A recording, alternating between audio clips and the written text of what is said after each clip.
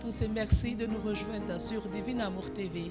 La Côte d'Ivoire, à l'instar d'autres pays du monde entier, célèbre aujourd'hui, dimanche 7 juin, la fête des mères. Un jour consacré donc à celle qui nous donne la vie, à celle que l'on voit dès notre premier instant sur terre, celle qui nous soutient lorsque nous sommes malades.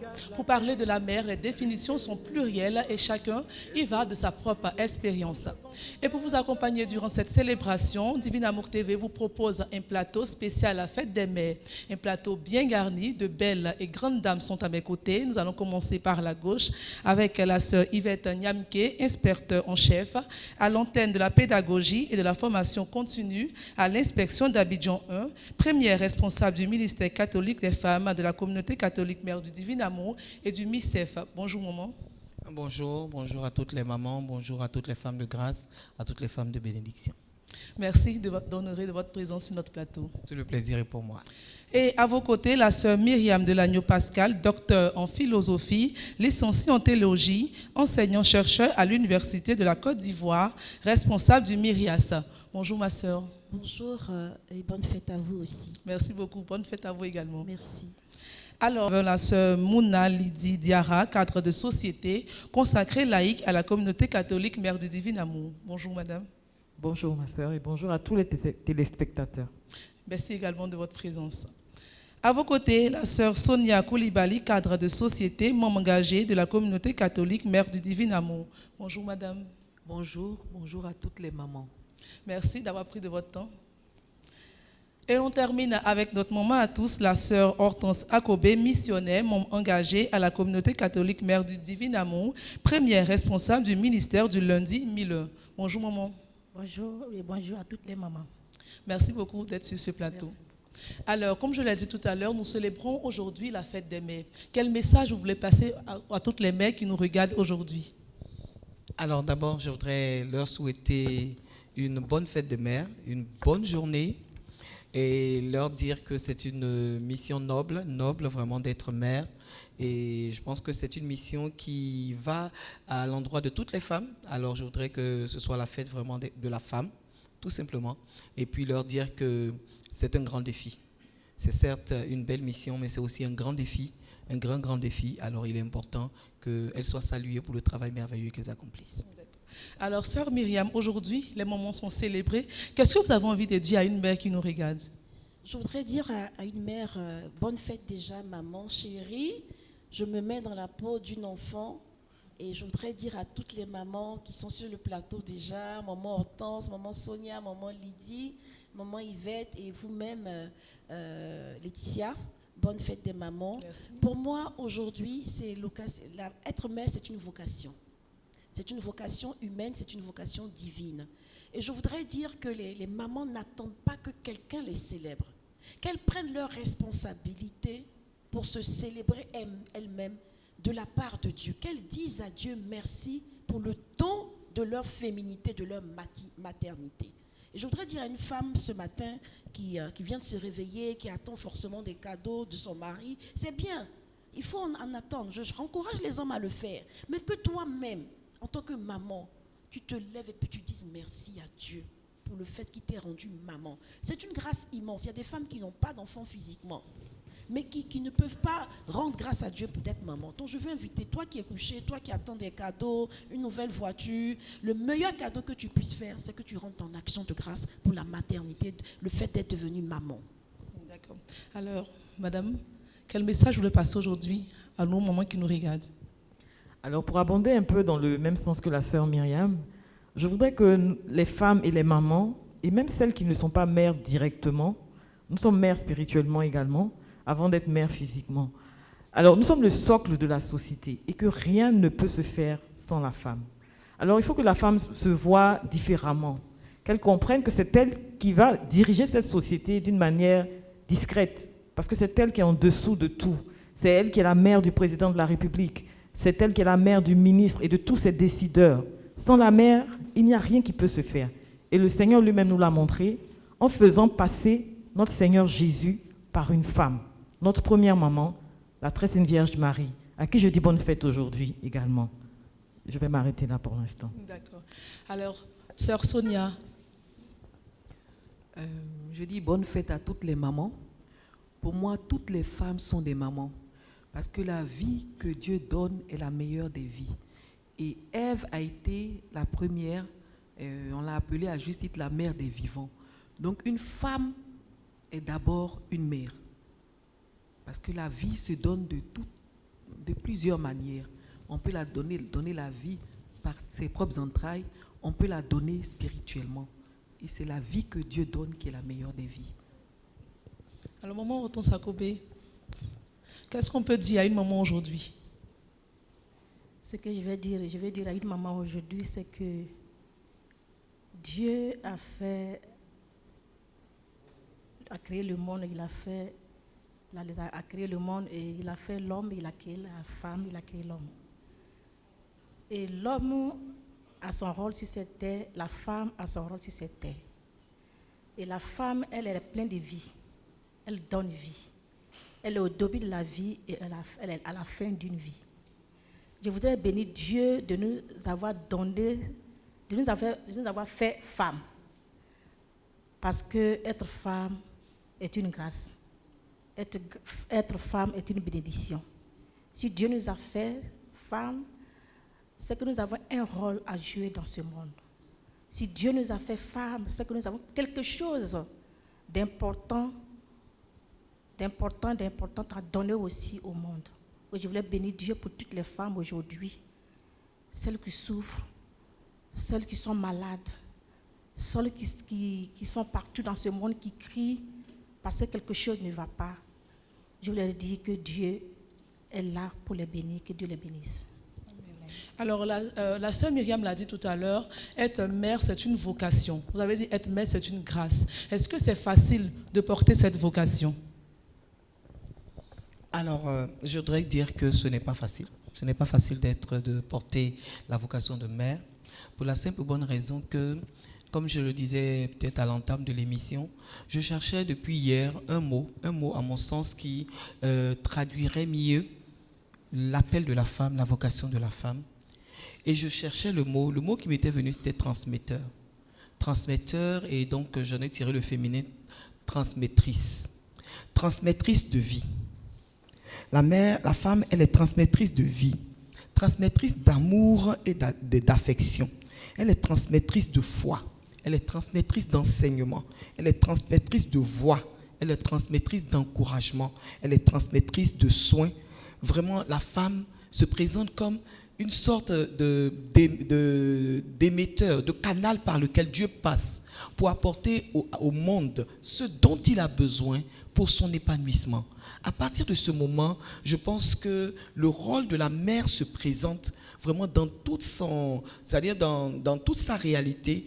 Et c'est une expression qui montre vraiment le rôle prépondérant que cette femme joue dans la vie de chaque jour. Vous savez, quand vous avez l'habitude d'être avec quelqu'un et de voir la personne faire les choses plus ou moins naturellement, vous n'évaluez vraiment pas la valeur de ce que cette personne fait.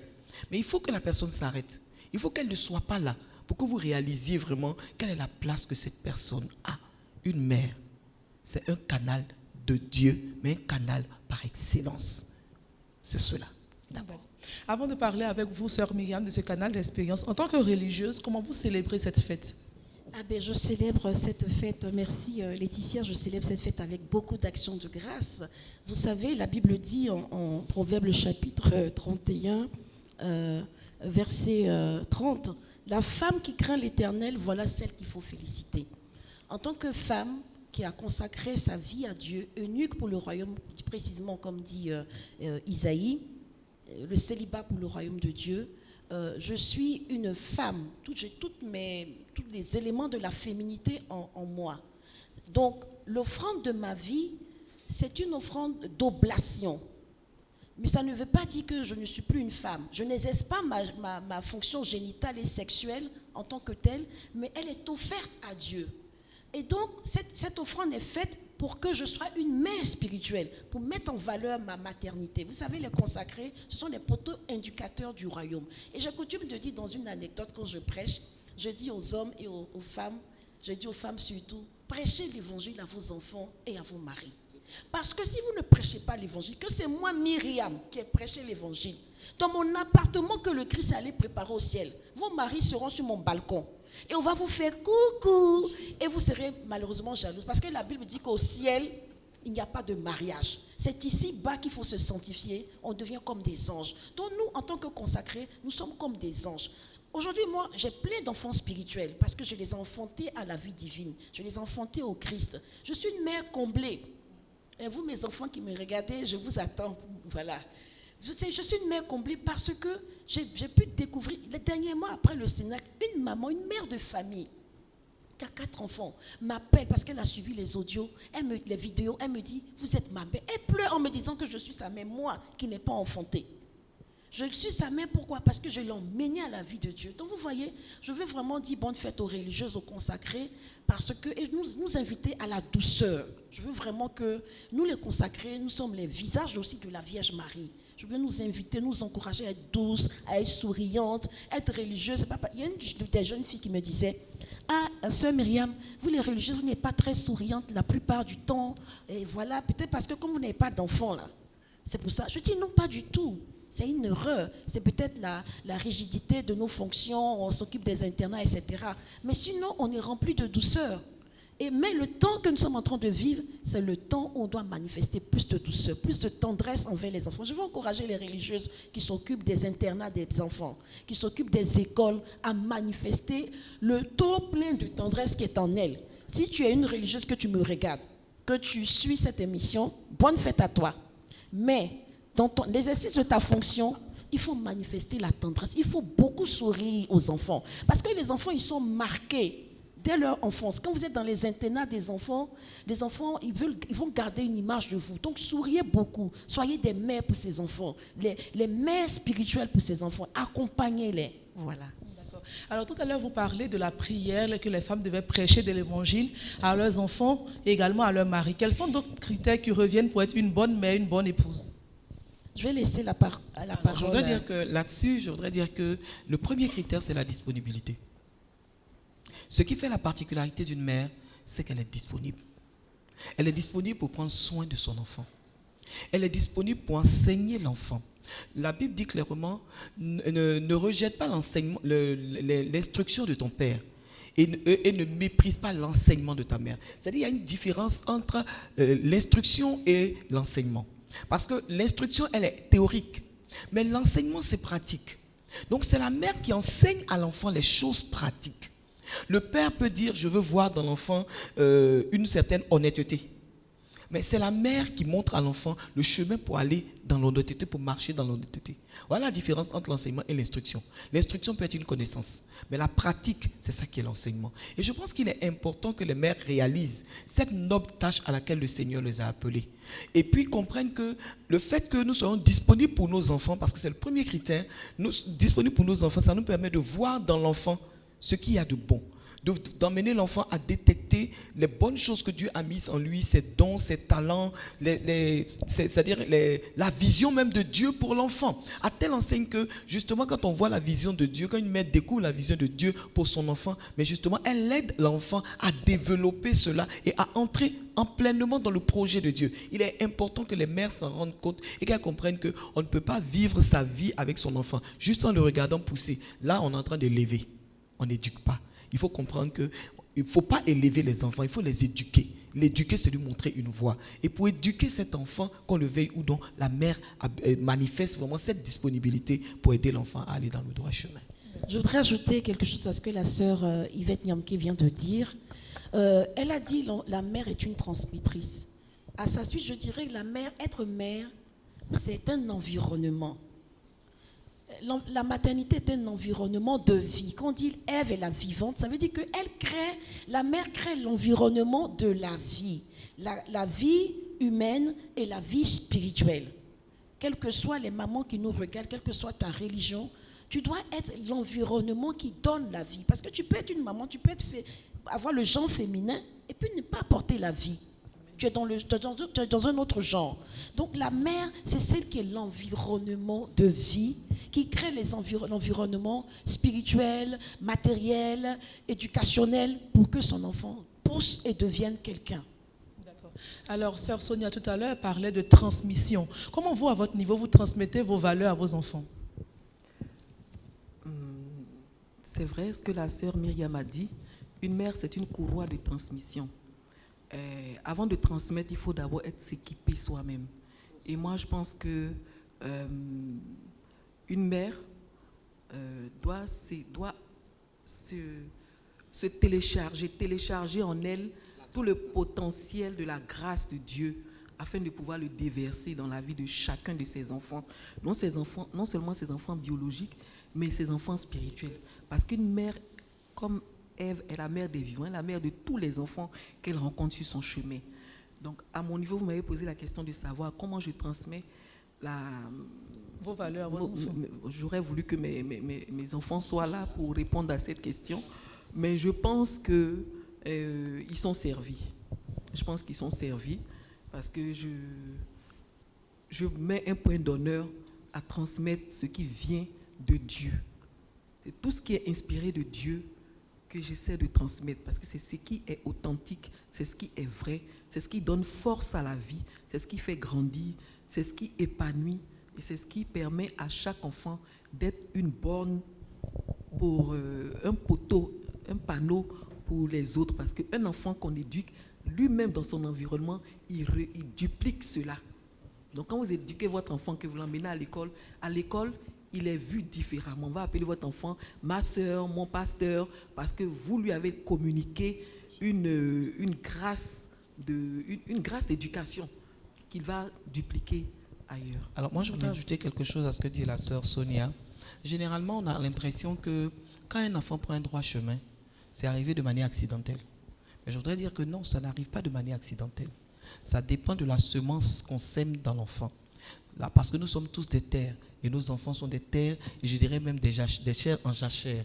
Donc il est important que le parent qui regarde son enfant et qui découvre un peu le don de Dieu dans la vie de son enfant, qui voit le potentiel de l'enfant, puisse identifier certaines valeurs qu'elle considère comme des valeurs, des bonnes valeurs, des valeurs qui s'appuient sur la parole de Dieu et faire un programme pour communiquer ces valeurs à l'enfant. Je prends une valeur par exemple comme celle d'être un être spirituel, d'être priant. Mais les disciples de Jésus, à un moment donné, se sont arrêtés, ils sont tournés vers le Seigneur pour lui dire, Seigneur, enseigne-nous à prier. Ça veut dire que la prière est une pratique qui s'enseigne. Alors, qu'est-ce qu'il faut faire? Je regarde mes enfants et je dis, bon, mes enfants, j'avais mon fils, il était tout petit, il était bébé, mais il était dans mon ventre que déjà je priais avec lui. Donc, chaque fois que je devais prier, je disais à mon fils, écoute, tu es dans le ventre, mais tu m'entends, prie avec moi. Et l'enfant priait avec moi. Et c'est bien qu'il a commencé c'est-à-dire qu'il était sensible à l'adoration. Les bébés avec lesquels on va à l'église, et puis quand vous arrivez à l'église, le bébé pleure en pleine messe. Mon bébé n'a jamais pleuré en pleine messe. Maman est là, elle était là quand j'ai eu mon bébé. Je venais toujours à toutes les sessions, à toutes les prières avec mon fils. Il était toujours sur mon dos. Je le mettais au dos et j'étais au micro, je chantais pendant les vigiles. Mon fils n'a jamais ouvert la bouche, il n'a jamais crié dans une assemblée. Pourquoi? Parce que, quel que soit, même quand il pleure, quand je le prends, dès que je commence à prier, mon fils se tait. Parce qu'il aimait déjà depuis bébé la présence de Dieu dans la prière. Donc, je n'ai pas eu besoin, vraiment, c'est-à-dire que ces choses qui sont venues naturellement, il savait qu'il fallait prier et donc il s'y est engagé naturellement. Je prends d'autres valeurs, comme par exemple la propreté. Je prends ma fille, je dis à ma fille, écoute, cette année, on apprend quoi? On apprend à être propre. Donc c'est des choses qu'il faut fixer. Il ne faut pas laisser l'enfant, c'est une page. Elle n'est pas vierge parce que Dieu y a mis beaucoup de choses qui ne sont peut-être pas placées toutes au même moment, à la bonne place. Mais il faut pouvoir les replacer avec la sagesse de Dieu. Donc il est important que les parents comprennent que c'est quand les enfants sont petits qu'on enseigne aux enfants les choses importantes. L'arbre, là, si tu le laisses qu'il se penche, pour le redresser quand il devient grand, c'est difficile. Mais c'est pour ça que la Bible dit, instruis l'enfant selon la voie qu'il doit suivre. Alors quand il sera grand, il ne s'en détournera pas. Mais quand tu ne l'instruis pas, et puis tu laisses l'enfant d'abord prendre un mauvais chemin, et c'est à ce moment que tu veux redresser, tu risques parfois de le casser. Parce qu'il devient trop rigide. Il est important que nous comprenions que vraiment c'est tout le ministère de la femme, ça. Celui vraiment de prendre et puis de faire quelque chose de grand avec l'enfant. D'accord. Alors, sœur Mouna, comment vous arrivez à gérer vos enfants à la maison? Alors, mes enfants, ils sont grands maintenant. Mais ce sur quoi je voudrais insister, et je parle à toute maman qui me regarde ce matin, c'est l'éducation de la mère. Elle est très, très, très importante. Parce que jusqu'aujourd'hui, même nous qui pensions que nos moments étaient des moments durs et difficiles, aujourd'hui nous savons qu'elles nous ont laissé des valeurs qui sont inestimables et que nous transmettons également à nos enfants. Ça nous énervait quand on nous réveillait le matin à 6 h du matin pour faire la cuisine. On n'aimait pas ça. Mais aujourd'hui, nous nous en sortons bien et dans n'importe quelle situation, nous pouvons nous en sortir. Et ça, ce n'est pas l'école qui va le faire. Et mon point, c'est de faire la différence entre l'éducation que les parents doivent donner et l'école. L'école n'est pas un parent et l'école n'est pas là pour éduquer nos enfants. L'école est là pour leur donner une instruction académique, une instruction qui va leur permettre de réussir techniquement dans leur vie. Mais n'oublions pas que nous sommes des parents. Aujourd'hui, et je bénis Dieu pour cette période de confinement, parce qu'il y a des parents qui ont vu leurs enfants pour la première fois. Il y a des parents qui ont parlé avec leurs enfants pour la première fois. Et ça, c'est vraiment quelque chose de dommage et qu'on est en train de perdre. Beaucoup de parents pensent que c'est l'école qui va éduquer leurs enfants. Et qui sont pressés aujourd'hui, il faut qu'ils retournent à l'école parce que ce n'est pas possible à la maison. Mais toi, tu ne supportes pas ton enfant à la maison. Imagine l'enseignant qui supporte 30 personnes. Bon, je suis gentille, je parle des bonnes écoles. Il y a des écoles où ils sont 120. Donc 120 personnes qui ne sont pas les siens et nous voulons exiger de ces enseignants des choses miraculeuses. Non. Facilitons la vie à ces enseignants en éduquant nos enfants à la maison. Et cette collaboration va faire que l'enfant aura une éducation donc complète. Voilà ce que je voulais rajouter. Alors, maman Akobé, vous êtes femme de prédicatrice. On sait que papa est souvent parti. À la maison, comment vous arrivez à gérer les enfants? Je sais que vous en avez 4. Merci. J'avais à gérer mes enfants. Tout ça, c'est par la grâce de Dieu. Je suis vraiment épouse d'un prédicateur, de quelqu'un qui a été séduit par Jésus-Christ. Moi aussi. Hein. Bien sûr. Mais c'est grâce à Dieu, grâce à la grâce de Dieu, j'arrive à faire tout cela. Les enfants ont maintenant grandi. Ce qui me bénit, c'est que chacun de mes enfants est né dans la prière, est né en communauté. Et je les tremblais partout. Hein. Il y a les missions, ils sont là. Je me rappelle que ma première fille, quand on était encore la première maison communautaire, autour de nous, nous avons des voisins, des frères burkinabés. Et elle aimait beaucoup les enfants burkinabés. Et elle partait les ramasser et puis elle venait faire les vêpres avec eux. Des fois, on est là, puis on entend « Dieu, viens à mon aide ». Et on ouvre la porte, c'est elle qui est là en train de prier les enfants burkinabés. Et ça nous faisait plaisir. C'est-à-dire que quand on reçoit quelque chose de bon, quelque chose de merveilleux de Dieu, l'enfant a automatiquement cette grâce que tu as. Donc la mère a un rôle très important auprès de ses enfants.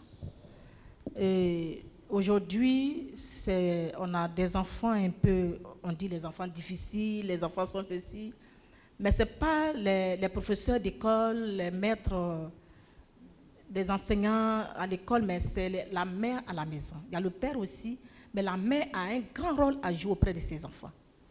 Et je voulais bénir Dieu pour les mamans que nous sommes dans ce monde aujourd'hui qui est difficile pour nos enfants. Des fois, tu donnes une éducation à la maison et l'enfant va à l'école, il reçoit une autre éducation. Et c'est difficile. Et la mère qui a une vie de prière, je sais que la prière est une force puissante qui couvre, qui poursuit l'enfant et le ramène. Je crois à la prière. Donc, j'exhorte à toutes les mamans qui prient et qui sont chrétiennes de ne pas laisser la prière. Et de prier, et nous devons apprendre à prier à nos enfants.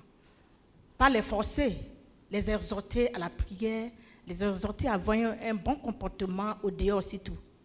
Et je voulais bénir Dieu de ce que vraiment aujourd'hui, mes enfants ne me font pas souffrir. Ils ne me font pas souffrir. J'essaie de redresser ce qui est un peu, voilà, ils ne me font pas souffrir. De temps en temps, je les appelle et je les bénis. Parce que la mère doit bénir ses enfants. La mère doit bénir ses enfants. Parce que la parole d'une mère peut détruire. La parole d'une mère peut construire. Et je crois que ma parole construit. Amen. J'ai un amour très fort pour chacun de mes enfants. Et je le dis toujours, chacun de vous, vous avez une place dans mon cœur. Donc, je n'aime pas l'autre plus que l'autre. Je vous aime de la même manière. Donc, Jésus aime ses disciples de la même manière. Voilà, il n'a pas d'amour pour l'autre, un amour gentil pour l'autre, un amour non gentil pour l'autre. Voilà. Mais je vous dis que vous devez nous ressembler. Parce que nous cherchons à ressembler à Christ. Vous devez aussi chercher à ressembler à Christ. Et je l'ai béni. Et j'ai dit merci au Seigneur de ce que cette année 2020, les mères du monde entier soient vraiment dans la joie. Et que nos enfants, chacun de nos enfants, soit une joie pour nous. Alléluia. Que Dieu Amen. bénisse. Alors, excusez-moi, je voudrais dire quelque chose dans le sens de ce que maman Hortense vient de dire. C'est-à-dire le fait que les mamans doivent bénir leurs enfants. Mais en même temps, j'ajoute quelque chose, c'est que il y a une chose que nous oublions, en tout cas que beaucoup de mamans oublient. C'est la nécessité de bénir les enfants, mais par notre vie. Je m'explique. Parce que vous savez, enseigner un enfant, ce n'est pas seulement asseoir l'enfant et puis dire voilà comment on fait. Mais c'est le vivre pour que l'enfant voit. Vous voyez, non? Quand vous voulez enseigner l'intégrité à un enfant, vous ne lui enseignez pas l'intégrité de manière aérienne. Mais c'est votre attitude qui fait que quand vous êtes en erreur, vous reconnaissez devant l'enfant que vous avez commis une mauvaise action. Quand vous avez pris un mauvais chemin, ah là vraiment je me suis trompé, vraiment je m'en excuse. L'enfant apprend ainsi par votre attitude et par votre vie l'intégrité. Il sait que quand vous allez appeler cet enfant, que vous allez l'asseoir pour lui dire il a fait quelque chose, vous vous rendrez compte que l'enfant ne mentira pas. Parce qu'il sait qu'il a vu papa, il a vu maman en train de vivre l'intégrité et en train de s'excuser. Parce qu'il sait qu'il a pris un mauvais chemin. Donc c'est important que les mamans comprennent cela. Nous avons trop été des théoriciens. Le Seigneur, surtout aux mamans chrétiennes, je voulais leur dire que Christ ne nous appelle pas seulement à être des prédicatrices de la parole. Il nous appelle à être des témoins. Et un témoin, c'est celui qui vit et qui peut raconter à l'autre. Parce que la force et la puissance, donc, comme je le dis souvent à mes filles que j'enseigne, je leur dis, vous savez, quand un prédicateur prend le micro et qu'il annonce quelque chose, ce qui fait le feu dans sa prédication, c'est qu'il est le témoin de ce qu'il vit. Quand quelqu'un est témoin et qu'il est en train de dire, voici ce que je vis, vous remarquez que Dieu atteste de cela en envoyant une onction pour accompagner. Alors quand les gens entendent, le message m'a touché. Mais c'est la même chose, la personne peut le dire dans une autre circonstance. Mais si ce n'est pas le fruit de l'expérience que la personne a vécue, ça n'apporte pas le feu. Le feu de Dieu ne descend pas pour venir attester au cœur. Et c'est ça qui fait la différence. Il est important que nous enseignions nos enfants par l'exemple. Vraiment, j'insiste là-dessus. Vous ne pouvez pas dire à votre enfant, ne regardez pas les films pornographiques. Pendant que vous allez vous-même vous cacher pour regarder des films pornographiques, l'enfant est curieux, il ouvre la porte, il vous voit en train de regarder un film pornographique. Excusez-moi, mais lui aussi, il va faire sa petite vidéo de porno. Voilà. D'accord. Alors, sœur Myriam, on parle de bénir, de consacrer les enfants. Comment on fait cela? Très très simplement, comme l'a dit nos mamans, maman Hortense, maman Yvette et toutes les mamans sur ce plateau, c'est vraiment de... Moi, je vais donner simplement le témoignage de ma relation avec ma mère. Ma mère a été pour moi une grande enseignante. C'est-à-dire, au plan intellectuel, je lui ai dédié beaucoup de choses parce qu'elle était pour moi un exemple. Voilà, on parle de témoignage. Et ma mère a été une femme très douce. C'est papa qui nous frappait, qui nous tapait dessus, mais maman ne nous a jamais tapé dessus. Mais sa parole est une parole performante. C'est-à-dire, quand elle parle, on écoute. On écoute. Elle est ma mère était une femme très douce. Et quand j'ai perdu ma mère, j'étais en Belgique et il y a un de nos conseillers d'ambassade qui est venu me dire Yako. Et puis il m'a dit une parole qui m'a consolée à jamais. Il dit, ta mère est décédée. Je dis, c'est toi qui nous prêches, hein? Mais aujourd'hui, là, je vais te donner une parole. Ta mère est décédée, donc tu vas devenir mère. Elle t'a passé le relais de la maternité. Tu pleures beaucoup, mais les grâces, ce que tu as vu ta mère faire, c'est ce qu'il faut faire. Ma mère est une maman pour ses enfants à 100%. Ma mère s'est sacrifiée. Donc une maman, elle doit se sacrifier. Notre maman, elle nous obligeait. Elle nous exhortait, puis nous obligeait aussi à prier. Si tu ne vas pas à la messe le dimanche, tu es privé de ton petit déj. Donc tu dois faire. Mais je veux dire, comme disait Sœur Mouna, ce sont des éléments qui nous ont aidés. Bon, je bénis Dieu pour mes parents, pour leur rigueur. Parce qu'un enfant, ça s'éduque. On ne doit pas être complaisant. Et donc, les mamans doivent, comme disent, je reprends à ce que les sœurs ont dit, concrètement, il faut que les enfants écoutent la voix de leur maman. Si un enfant n'est pas habitué à écouter la voix de Dieu, concrètement, c'est quand là où tu vas prier, tu vas avec ton enfant, depuis qu'il est petit. Quand tu arrives à la maison, ne fût-ce que faire un Ave Maria avec lui, un Notre Père avec lui. Ne fût-ce que louer Dieu avec lui. Envoie ton enfant, si tu aimes les bonnes choses chrétiennes, va avec ton enfant. Le soir, avant de te coucher, notre maman nous faisait ça. On devait prier le soir. On avait même, notre maison, c'était une CEB, communauté ecclésiale de base.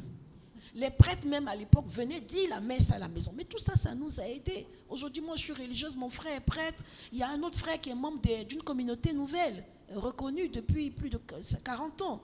Donc ça veut dire que les mamans, quand elles s'asseyent pour parler à leurs enfants, ça rentre. Moi, aujourd'hui, à posteriori, je regarde ce que ma mère a fait et puis je me dis, j'ai longtemps pleuré le décès de ma mère.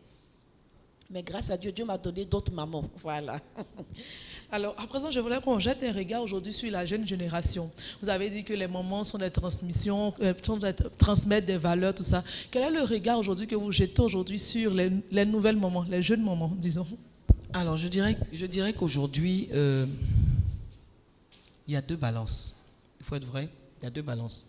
Autant il y a des mamans qui sont encore dans des valeurs et qui veillent à ce qui se passe dans leur maison. Aujourd'hui, la jeune génération, les mamans sont beaucoup occupées. Ce sont des femmes qui travaillent. Avant nos mamans, la plupart ne travaillaient pas. Elles étaient à la maison, elles avaient l'opportunité vraiment de regarder les enfants. Mais aujourd'hui, la femme va le matin au travail comme son époux. Il rentre et l'éducation des enfants est plus ou moins laissée à la servante qui est à la maison.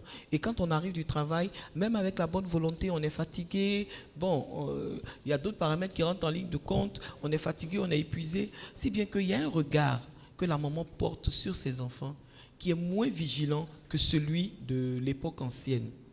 Le résultat, c'est qu'il y a une éducation parallèle qui se fait. Quand maman est là, l'enfant se comporte d'une certaine façon parce que maman est là.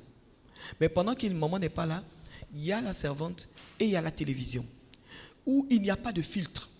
Tout est, je dirais, tout est jeté en pâture, sans tenir compte de l'âge de l'enfant, sans tenir compte d'une nécessité qu'une mère ressent pour son enfant, la nécessité de protéger le regard de son enfant. Ça, c'est une chose importante qu'une mère ressent, la nécessité de protéger le regard de son enfant. Vous allez voir une maman qui a son bébé, il y a une scène violente, elle va mettre la main sur les yeux de son enfant. C'est un réflexe même. Mais pourquoi? Parce que nous savons que l'enfant à un certain âge a besoin de protection. Dieu le sachant fait en sorte que justement, jusqu'à au moins 12 ans, l'enfant est toujours dans les jupons de sa mère pour que sa mère puisse justement le couvrir de cette protection nécessaire dont il a besoin pour son épanouissement plus tard. Malheureusement, aujourd'hui, ce n'est plus le cas. Le résultat, c'est qu'on a une génération d'enfants violents qui ont été initiés, je dirais, l'expression que j'utilise, c'est-à-dire, il y a un feu qui a été jeté en ces enfants avant le temps. Parce que quand on lit le livre des cantiques, on parle par exemple du feu de désir, c'est pour des personnes matures. Mais aujourd'hui, on voit des enfants de 11 ans, 9 ans, 10 ans, 8 ans, dans lesquels le démon s'est arrangé pour jeter un feu démoniaque, un feu sexuel. Les enfants brûlent à des âges auxquels on n'y pense pas, pour la simple et bonne raison que le diable est le prince de la puissance de l'air. C'est-à-dire là où il y a un vide éducatif, là où il y a un vide spirituel, mais il s'installe et il manifeste ses œuvres. Et c'est à cela que nous sommes confrontés aujourd'hui. Je suis certaine que pendant que nous sommes sur ce plateau, que nous sommes en train d'en parler, les téléspectateurs qui m'écoutent ont dû recevoir vraiment par WhatsApp, par les différents réseaux, ils ont reçu des vidéos d'enfants, de 3 enfants, qui étaient en train de mimer une scène pornographique. J'avoue que j'en ai tellement tremblé que j'en ai pleuré. J'en ai pleuré parce que la question que je me suis posée, où étaient les parents au moment où ces 3 enfants se livraient à un tel jeu érotique? Et qu'est-ce que les parents ont laissé à la disposition des enfants pour que les enfants puissent voir une scène aussi horrible et qu'ils se mettent à jouer le film? Je dis, il y a un vide que les mamans ont laissé. Je pense qu'aujourd'hui, on fête les mamans, mais c'est une alerte, c'est une occasion pour nous de tirer sur la sonnette d'alarme et de dire aux mamans, s'il vous plaît, regardez vos enfants. Le deuxième fléau sur lequel je veux insister, c'est la drogue. Beaucoup de parents découvrent trop tard que les enfants sont dans la drogue. Pourquoi? Parce que la maman, vous savez, ce qui a perdu Ève dans le jardin, c'est le regard. Mais le regard d'une mère, il est perçant. Le regard d'une mère, il te traverse de haut en bas. Le regard d'une mère, c'est une arme que Dieu nous a donné. Pour que quand une mère regarde son enfant, quand il ment, tu sais qu'il ment. Quand il te cache quelque chose, tu sais qu'il te cache quelque chose. Mais quand une mère regarde réellement son enfant dans les yeux, elle sait s'il se drogue ou il ne se drogue pas. Mais des mamans tombent des nues au moment où elles découvrent que leurs enfants se droguent. Mais pourquoi? Parce que justement la mère ne regarde plus. Je veux dire aux mamans, réveillez le regard que Dieu nous a donné. Regardons nos enfants et découvrons la graine négative que l'ennemi y a plantée et extirpons-la pendant qu'il est encore temps. Alors, sœur Mouna, maman Yvette, elle dresse un tableau aujourd'hui de la jeune génération avec tout service. À qui la faute selon vous? Oh, c'est facile d'accuser, je ne pense pas que je vais me livrer à ce jeu. Parce que vous savez, nous sommes entourés de beaucoup de choses. Nous sommes entourés de toutes sortes d'influences. D'accord? Je connais des parents qui ont fait des efforts et les enfants ont pourtant appris autre chose dehors. Nous-mêmes, toutes les bêtises qu'on a pu apprendre dans notre vie, c'était dehors qu'on les a apprises. Ce ne sont pas nos parents qui nous les ont enseignées. Donc, c'est facile de jeter la pierre. Par contre, il y a un travail, et je voudrais exhorter chaque maman aujourd'hui. Maman, je dis maman directe ou indirecte, il faut être proche de l'enfant. Et ce qu'il faut faire, c'est de lui parler, d'avoir des conversations avec lui. À l'école, dans toutes les écoles aujourd'hui, vous allez voir que les gens vendent de la drogue. Pourquoi est-ce que certains prennent de la drogue et d'autres enfants n'en prennent pas? C'est la manière dont vous avez parlé à l'enfant de la drogue à la maison, en lui disant ça peut te rendre fou. Et c'est ça qui va faire que l'enfant ne va peut-être pas y toucher. C'est la manière dont vous lui avez dit, ne t'approche pas de certaines choses. Et puis, aie ta personnalité. Ce n'est pas ton ami qui doit t'enseigner n'importe quoi. Si tu veux, viens, on en discute et puis on voit si c'est bien, on y va. Donc, c'est cette conversation perpétuelle qu'il faut avoir avec l'enfant, lui parler de tous les sujets, de tout ce qui passe à la télé, et qui fait que l'enfant va dire, je fais attention. Et alors, je voudrais exhorter une maman pour qu'elle se dise que ses prières vont porter. Quel que soit ce que ton enfant fait aujourd'hui, je sens ça depuis tout à l'heure, quel que soit ce que ton enfant fait et est aujourd'hui, continue de persévérer dans la prière. Parce qu'une femme qui prie, le Seigneur ne l'abandonne jamais et il n'abandonne jamais son enfant. Un jour ou l'autre, l'enfant revient dans le droit chemin. Allons passer la parole à sœur Sonia. Alors, quelle peut être la place aujourd'hui de la mère face à cette société? La place d'une mère, c'est une amie. C'est la place d'une amie. Pour donner mon exemple, moi, je suis l'amie de mes filles, de mes enfants. Et aucun sujet n'est tabou. Absolument aucun. Nous parlons de tout, même de ce qu'on peut ne même pas imaginer. Ce qui fait qu'on est très à l'aise pour se dire non, ne va pas sur tel chemin ou tel autre. Ce que je voudrais dire, à l'instar de toutes mes sœurs, c'est que j'ai pu expérimenter la puissance de la prière, comme notre maman disait, et comme ma sœur Mouna l'a dit, la main de Dieu n'est pas courte. Je voudrais dire à une femme qui nous regarde ce matin, même si elle a l'impression que tout est fini, recommence. Avec la puissance qui a été déversée, le feu qui a été jeté au Cénacle, tout est disponible pour recommencer une nouvelle vie avec son enfant. Dieu peut réinventer un enfant que Dieu veut donner, que Dieu dispose déjà. Parce que pour chacun de nous, il a dit dans Jérémie qu'il a pour nous des projets de paix et de bonheur. Il n'a pas dissocié. Ça veut dire que chaque enfant qui naît, chaque âme qui vit, a sur sa vie un projet de paix et un projet de bonheur.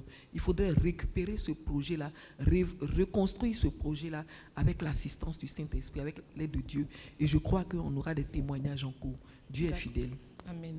Alors, sœur Myriam, vous en tant qu'éducatrice et en tant que mère d'une multitude d'enfants spirituels, comment on peut gérer ce problème aujourd'hui avec cette jeune génération? Oui, c'est simplement les encourager, les former et les mettre à... Moi, j'encourage les mamans, les jeunes mamans à écouter les enseignements, à les mettre en pratique. Et puis, comme l'ont dit mes sœurs, mais vraiment à les aimer. Une maman qui aime son enfant prie pour lui jusqu'au bout. Moi, je suis le fruit de la prière de ma mère. Parce que je n'ai jamais été, je n'ai pas toujours été la sœur Judith que vous voyez. Hein. Alors, j'ai vécu une vie aux antipodes de ce que je suis en train de porter. Mais ma mère a été persévérante dans la prière. Elle savait que ce n'était pas cette éducation qu'elle m'avait donnée. Donc, elle a eu recours à Dieu. J'encourage les mamans. Vous savez, la maman, elle est au début et à la fin. Pour coller à l'actualité, nous avons vu George Floyd, cet afro-américain qui a été sauvagement étouffé par Derek Chauvin, un raciste notoire, policier américain. Et les derniers mots, les mots que le George Floyd, paix à son âme, prononçait, c'est maman. Maman, il appelait sa maman. I can't breathe. Je ne peux pas. Il appelait sa maman. Dans toutes les circonstances, nous appelons nos mamans. Et je voudrais encourager des personnes qui moi, en tout cas, c'est vrai, j'aime le Saint-Esprit, je prie de Jésus, le Père, mais les moments difficiles de ma vie, j'appelle la Vierge Marie. Donc, je vais nous encourager à avoir une connexion, une communion avec la Vierge Marie, aussi lui demander son intercession pour l'éducation de nos enfants. Associez le Saint-Esprit à l'éducation de vos enfants et vous verrez des miracles. Parce que moi-même, je suis le miracle de la prière de ma mère. Voilà. Alors, nous avons pratique. Juste rajouter quelque chose aujourd'hui. Je voudrais que toutes les mères se sentent mères de tous les enfants. Je voudrais qu'on prie de manière spéciale chaque fois qu'une femme prie, qu'elle pense à tous les enfants qui ont perdu leur mère. J'aimerais qu'elle prie pour que ces enfants-là retrouvent une autre mère. J'aimerais qu'on prie pour toutes les mères qui sont parties au ciel, qui nous ont dévancées, afin qu'elles aient une place d'intercession pour leur progéniture qu'elles ont laissée sur terre. Je voudrais vraiment que chaque mère soit une intercesseuse pour les enfants. Amen.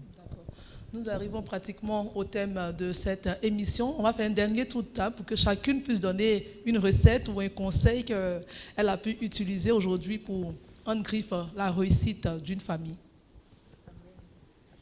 Je voulais à mon tour encourager une mère ici et une mère qui nous écoute.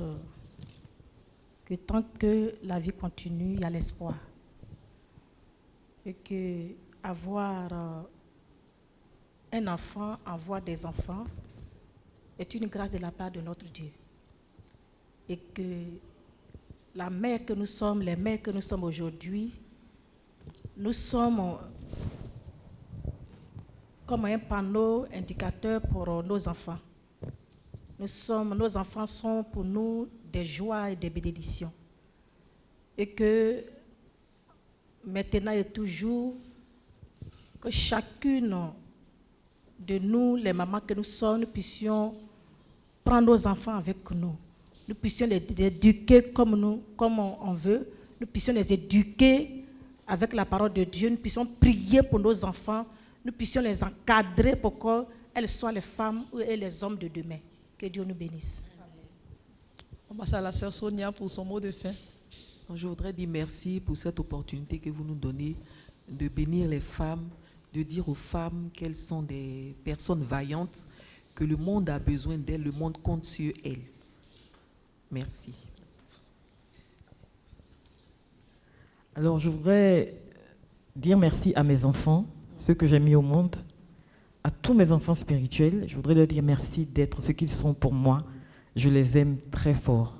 Et je voudrais dire à toute maman qui n'a pas eu d'enfants de se sentir une mère de tous les enfants qui traînent dans les rues. Là. Il y a plein d'enfants à éduquer. Aimez-les, aimez un enfant. Trouvez un enfant à aimer. Et vous serez la mère la plus comblée. Une mère, ce n'est pas celle qui a 1000 enfants au monde. C'est celle qui s'en est occupée. Amen. Soyez bénis. Amen. Sœur Yvette. Alors, au moment où on célèbre les mamans du monde entier, j'ai une pensée spéciale pour celles qui n'ont pas enfanté et qui aujourd'hui encore cherchent la grâce de l'enfantement. Je voudrais leur dire que l'espérance ne trompe pas. Sarah a attendu plus de 25 ans avant d'enfanter et Dieu s'est souvenu d'elle. Je voudrais leur souhaiter une bonne fête parce que ce sont des mères. Parce que désirer un enfant de tout son cœur, c'est l'expression de tout l'amour qu'on a dans le cœur et qu'on veut donner. Donc je sais qu'elles sont des mères, qu'elles en soient bénies.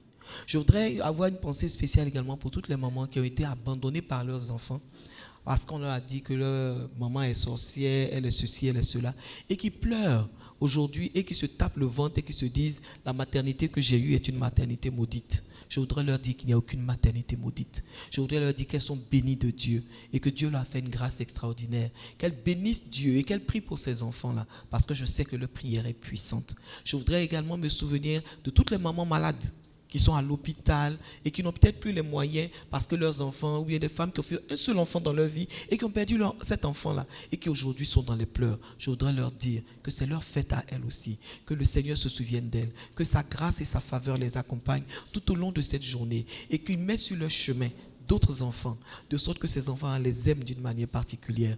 À toutes les mamans spirituelles, à toutes les religieuses, à toutes celles qui, vraiment que Dieu les bénisse. Je termine en disant un grand merci à tous ceux qui, de par les ondes, par mon ministère, m'appellent maman et qui me vouent cette dévotion et qui me donnent le respect de la mère. Que Dieu les bénisse qu'en ce jour de la fête des mères, qu'ils sachent que j'ai les mains levées vers le ciel pour bénir chacune de leur vie comme une mère seule sait le faire. Merci. Amen. On termine avec la sœur Myriam. Je voudrais déclarer et prophétiser sur toutes les mamans que par la puissance de l'onction du Saint-Esprit, tu reçoives toutes les consolations liées à ta maternité au nom puissant de Jésus-Christ. Je voudrais que vous m'aidiez à prier en langue, les sœurs. Que la puissance de Dieu vous touche là où vous êtes, maman. Que la puissance de Dieu vous donne la consolation, vous donne le relèvement dont vous avez besoin, qui vous donne l'onction pour que vous soyez une maman prophétique dans le nom de Jésus. Que le feu de Dieu tombe dans vos entrailles, dans vos cœurs, pour vous donner l'onction du renouvellement, l'onction d'un nouveau départ. Que la puissance du Saint-Esprit transforme votre vie de maman en une vie de maman victorieuse, en une vie de maman victorieuse qui ramène le cœur de ses enfants vers le Père, au nom de Jésus. Que Dieu vous donne la consolation dans votre foyer, dans votre cheminement vers le mariage. Que Dieu vous donne la consolation dans votre vie de divorcé, dans votre vie de solitude. Qu'il soit pour vous la plénitude, au nom de Jésus. Amen. Amen. Après toutes ces belles prophéties, je vous remercie beaucoup, mesdames, d'avoir assisté à ce plateau. Merci d'avoir pris de votre temps, d'avoir honoré ce plateau. Encore bonne fête à vous toutes. Bonne fête également à vous, chers téléspectateurs de Divine Amour TV. Restez fidèles à la chaîne de la nouvelle évangélisation et que Dieu vous bénisse.